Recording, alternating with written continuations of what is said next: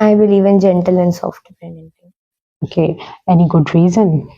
तो जब अब एनवायरनमेंट और अब जो ज़माना है वो इतना बदल चुका है, तो ऑब्वियसली पेरेंटिंग स्टाइल्स भी डिफरेंट होने चाहिए. माइंडसेट्स बदलना बहुत मुश्किल काम है यार. देयर वर सम लैकिंग्स जो उनकी पेरेंटिंग में रही है. बिस्मिल्लाहिर्रहमानिर्रहीम, अस्सलाम वालेकुम व रहमतुल्लाह. सच बोलना अक्सर बगावत समझा जाता है, लेकिन यहाँ इस प्रोग्राम में हम वही बात करते हैं जो अक्सर लोग सोचते तो हैं लेकिन कहने से डर जाते हैं. मैं कमल अब्बासी हर हफ्ते आपके पास एक नया चेहरा, एक नई कहानी और एक नई सोच को लेकर आती हूँ. ये सिर्फ एक प्रोग्राम नहीं है, बल्कि ये एक आईना है नई नस्ल का, जो कुछ भी कहने से नहीं डरती. मिलते हैं अपने मेहमान से और देखते हैं और सुनते हैं इनकी सोच, इनके नज़रियात और इनके मुशाहिदात.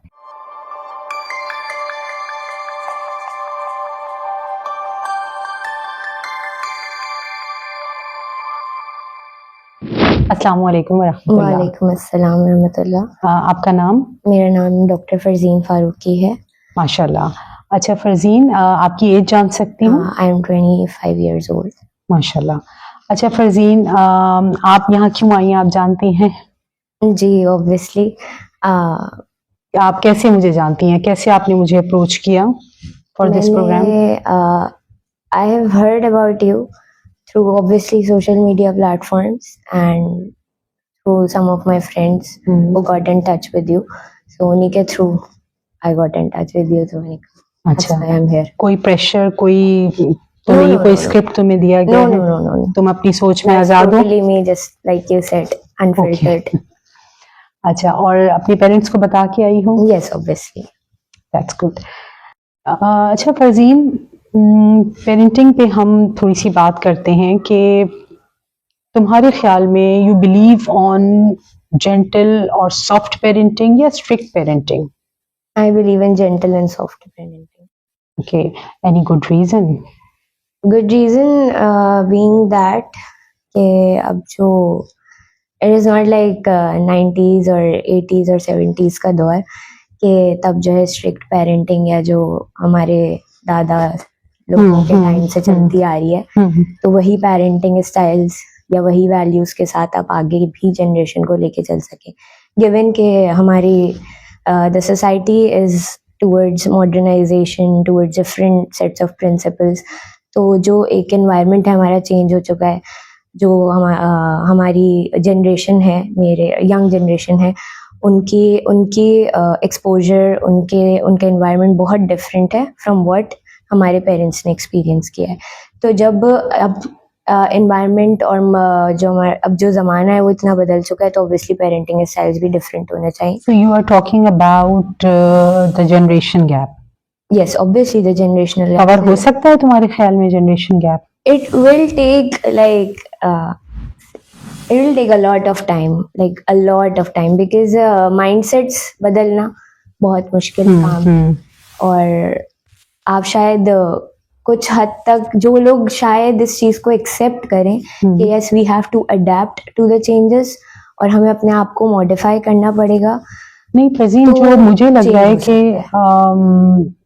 पेरेंट्स इस चीज को तो एक्सेप्ट कर रहे हैं कि हालात बहुत बदल गए हैं, वक्त बहुत बदल गया है, लेकिन पेरेंटिंग स्ट्रैटेजीज नहीं चेंज कर रहे. द थिंग इज कि वो इस चेंज को एक्सेप्ट तो कर रहे हैं कि हालात बदल गया है और वक्त बदल गया है, but most of the parents you will see, obviously आप पेरेंटिंग में डील करती हैं, तो उनका माइंडसेट अभी भी ऐसा है कि वो उसको एक नेगेटिव एस्पेक्ट से देखते हैं कि अगर हालात बदल गए हैं तो अच्छे नहीं बदले हैं. वो अभी भी वही पुरानी सोच के साथ और उसी को अच्छा समझते हैं, उसी को समझते हैं कि वही ग्रेसफुल था, वही चीजें सही थी. अच्छा, अगर जमाने की अगर स्ट्रेटजीज आज रिपीट होने लगे तो क्या वो सक्सेसफुल होंगी? आई डू नॉट बिलीव कि वो सक्सेसफुल होंगी, बिकॉज उस टाइम प्रॉबेबली सक्सेसफुल रही हो.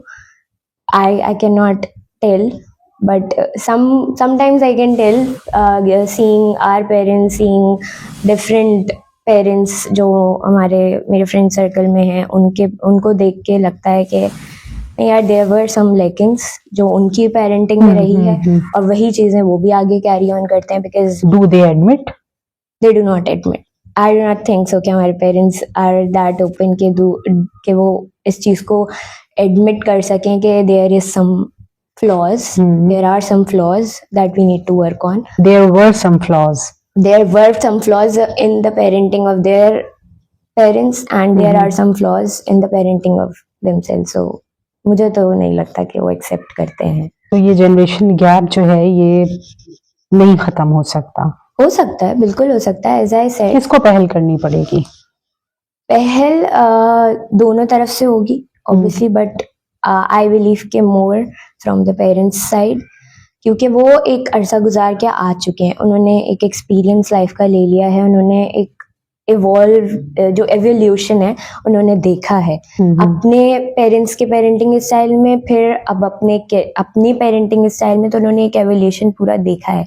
अगर वो उसके बावजूद भी अपने पेरेंट्स के पेरेंटिंग स्टाइल को और इस तरीके से, like most of the time हमारे पेरेंट्स कोट ना कि हमारे ज़माने में तो ऐसा नहीं होता था, हमारे ज़माने में तो हमें तो इतनी भी इजाज़त नहीं थी, हमने तो तुम लोगों को ये सब कुछ दिया हुआ है। So this is not like कि आपने हमें सब दिया हुआ है तो इट इज़ कि आपने हमें टोटली फ्री कर दिया। It is not, it is basic you are allowing us the basic things जो अब इस टाइम की रिक्वायरमेंट है। तो it is not like a privilege. हमारे पेरेंट्स इसको समझते हैं कि we have given you a lot of freedom, हमने बहुत प्रिविलेज दिया हुआ है, but this is not privilege. आज के जमाने में इट इज बेसिक। अच्छा Farzeen, I want to ask vice versa. जैसे तुमने कहा ना कि उस जमाने में पेरेंटिंग में कुछ फ्लॉज तुम्हें लगता है कि थे, ठीक है, तो कोई ऐसी भी तो चीजें होंगी कि जो उस जमाने की अच्छी थी और इस जमाने में अच्छी नहीं हो रही। नहीं, ऑब्वियसली वो उस जमाने में देयर वाज सिंसेरिटी, एक रिस्पेक्ट थी। रिस्पेक्ट का एलिमेंट इज वेरी क्रूशल, जो आज हमारी जनरेशन, यंगर जनरेशन के हिसाब से अगर मैं बात करूं, they lack it a lot. Parents की वो रिस्पेक्ट नहीं है, सिबलिंग्स में आपस में वो रिस्पेक्ट नहीं है, रिश्तों की कदर नहीं है। ये वाली चीज़ों में हम ज़रूर लैक करते हैं, बट हमारे पेरेंट्स इन चीज़ों में दे आर टॉप नॉच, और उसके लिए उनके पेरेंट्स की एफर्ट्स और उनके पेरेंट्स की जो भी टीचिंग्स हैं, दे आर कमेंडेबल। तो ये चीज़ें हैं दैट आई रिस्पेक्ट, और जो मैं चाहती हूँ कि ये हमारी जनरेशन को सीखना चाहिए, अडैप्ट करना चाहिए। अच्छा, तो इस जनरेशन गैप के ही हवाले से मुझे बताओ कि आज के दौर में फिर कौन ज्यादा मुश्किल टाइम से गुजर रहा है related to parenting, related to तरबिया? क्या पेरेंट्स को ज्यादा मुश्किल हो रहा है कनेक्ट करने में और तरबिया करने में, या बच्चे ही नहीं हाथ आ रहे? दोनों तरफ से है। कुछ जगहों पे ये वेरी करता है from every home to home, every household to household, it varies. कहीं पे पेरेंट्स जो है वो बहुत ज़्यादा इन्फ्लुएंस रखते हैं कि वो ज़रा सा भी अलाउ नहीं करते, बहुत they hold on to that rope very tightly. और कहीं कहीं जो है वो बच्चे इतने ज़्यादा बागी हो चुके हैं कि they do not listen the point that I made before, के रिस्पेक्ट का एलिमेंट नहीं है। तो उसकी वजह से बच्चों की आप नहीं है कि वो भी अपने पेरेंट्स की नहीं सुनना चाहते। तो दोनों तरफ से कहीं कोई वेरी करता है from every house hold. Right. अच्छा, इमोशनल सपोर्ट पे बिलीव करती हो ना? Oh yes, strongly. तो तुम्हें पेरेंट्स की इमोशनल सपोर्ट किस शक्ल में ज्यादा मतलब अप्रोप्रिएट लगती है? लाइक वो एम्पैथी हो सकती है, वो एक्टिव लिसनिंग हो सकती है, या वो सजेशंस हो सकते हैं, या वो जस्ट तुम्हें उनकी प्रेजेंस ही एक इमोशनल सपोर्ट होती है? First, not being judgmental. Very true. Secondly, empathy. You have to be empathetic towards your child's problems, issues, या वो अगर कोई भी चीज लेके आपकी तरफ आ रहा है, if वो इतनी हिम्मत करके आपकी तरफ they are extending a hand towards you, तो आपको सबसे पहले अपने जजमेंट्स को, अपने पेरेंटिंग माइंडसेट को, और इस माइंडसेट को कि ये मेरे बच्चे हैं और मैं जो है वो इनका बड़ा हूँ, इस चीज़ को थोड़ी देर साइड रख के उनकी प्रॉब्लम के साथ एम्पैथाइज करना चाहिए। नॉन जजमेंटल एटीट्यूड होना चाहिए, तभी जाके वो आपसे ओपन अप होंगे. For first time maybe they reach up to you, but for second time अगर उनको लगेगा कि नहीं यार, my parents were not very sympathetic towards me, empathetic towards me, they were judgmental about my situation, तो वो second time कभी भी रीच नहीं करें. क्या फील होता है जब पेरेंट्स जज करने लगते हैं? अगर पेरेंट्स ही जज करने लगें तो I guess there is no other option left ना. आपकी लाइफ में देर आर पेरेंट्स जो वाहिद एक ऐसी हस्ती हैं जो आपको एक्सेप्ट करते हैं with all your flaws, with all your flaws, with all your positive aspects, with all your negative aspects, वो आपको एक्सेप्ट करते हैं.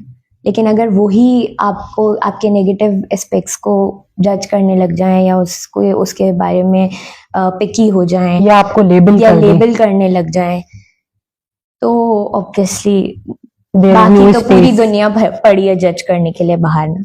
Yes. तो घर में ही अगर जजमेंट्स हैं तो बाहर तो फिर आप क्या वेरी ही ट्रू, expect करें. Very true. अच्छा ये बताओ कि प्रेशर डालते हैं पेरेंट्स बच्चों पे? वो किसी भी चीज का बाय द वे प्रेशर हो सकता, ग्रेड्स का तो तुम्हें पता है कि very common pressure Very from common. Parents, right? शादी का भी होता है, लड़कों पे जॉब का होता है, लड़कियों पे शादी का होता है, और काफी अर्ली एज से शुरू हो जाता है. समटाइम्स लड़कियों को to cover their head and हिजाब, हाँ. इन सब चीजों का भी कि भाई ये पहनो, ऐसे कपड़े पहनो, ऐसे ना पहनो. सो इस तरह के प्रेशर्स पेरेंट्स डालते हैं. From where I come from my family, ऐसे pressures नहीं है अल्हम्दुलिल्लाह. लेकिन since you are representing your representing the entire generation, और जो मैंने अपने अराउंड नोटिस किया है तो ये प्रेशर्स बहुत ज्यादा हैं, और इनके अलावा भी बहुत सारे इम्पैक्ट क्या होता है फरजीन्स का?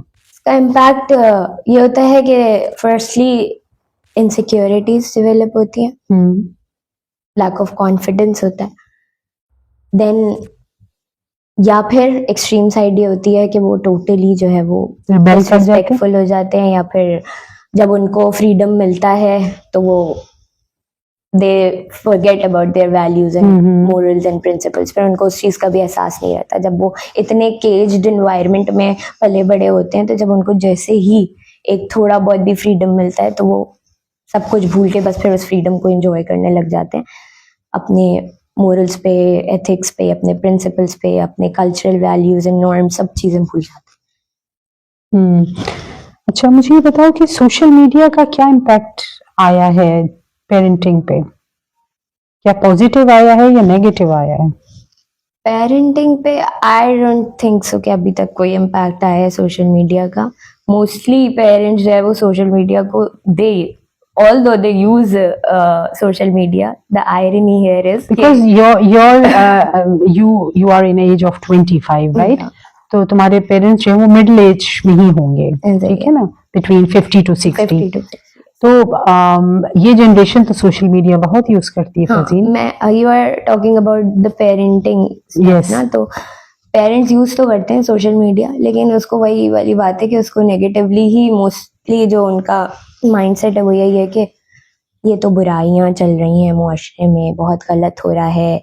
Our generation is very vocal, they are very vocal about their feelings, they are very vocal about their decisions, they are very vocal and rigid about their own choices. ये चीजें मोस्टली हमारे adults को समझ नहीं आती, और उनको लगता है कि ये सब बिगाड़ है, सोशल मीडिया का बिगाड़ है.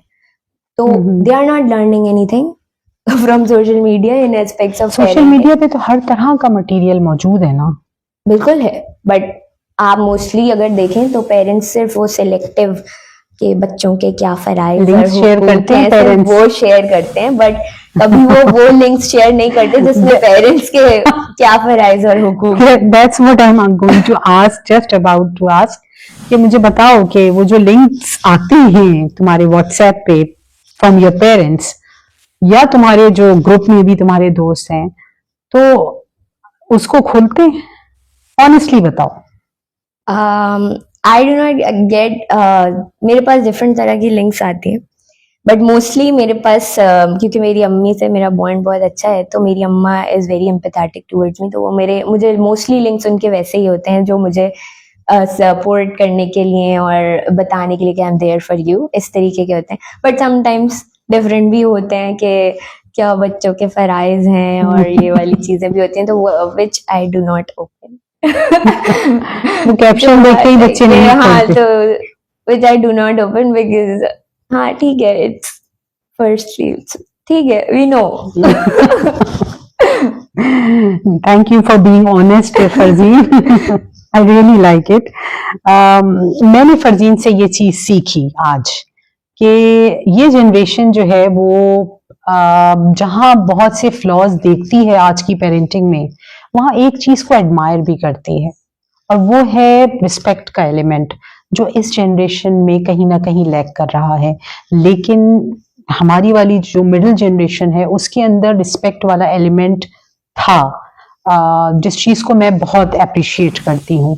और दूसरी जो बात फरजीन ने अभी कही कि लिंक शेयर करने वाली, इस चीज से बहुत बेहतर है कि जो चीज आपको अपने बच्चों के लिए मुनासिब लगती है, प्लीज उस बारे में बैठ के फेस टू फेस बात कर लें.